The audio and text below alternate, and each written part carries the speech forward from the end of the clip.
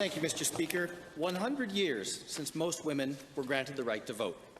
100 years since most women could fully participate in democracy. 100 years since most women could share their voices and opinions by selecting those who represented them within government.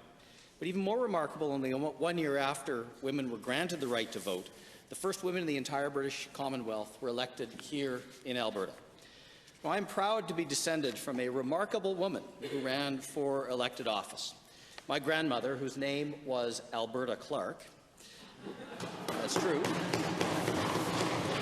She ran as vote for Alberta, absolutely. She ran as a Liberal. She ran as a Liberal in Calgary in 1952, and she used to tell me it's not as easy to be a Liberal in Alberta as you might think. I tend to agree. But in 100 years, of course, we have come a long way, but we have very far to go. It wasn't until 1960 that Indigenous women, and in fact all Indigenous people, were finally given the right to vote.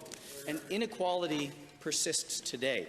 I'm sure many of you read the article yesterday by Calgary MP Michelle Rempel, who wrote about the sexism and sexual harassment she and her staff have faced working in the political world in Ottawa and beyond.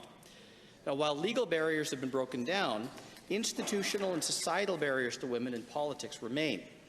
As long as women are looked down upon, degraded, insulted, harassed, and assaulted, we have very little legitimacy in stating that there is true equality in politics. It may be 2016, but in some areas, not much has changed, certainly not enough has changed. The fight for equality continues, and I commit to continue to being an ally for women in all walks of life, for LGBTQ+ individuals, and for those who are marginalized within our province. I commit to speaking up when someone makes a rude comment, a joke, or contributes to everyday sexism. I commit to confronting these barriers and addressing sexism in politics when it happens.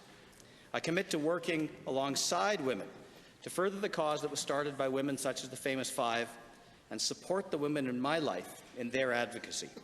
And I ask each and every member of this Legislative Assembly to do the same. Thank you, Mr. Speaker.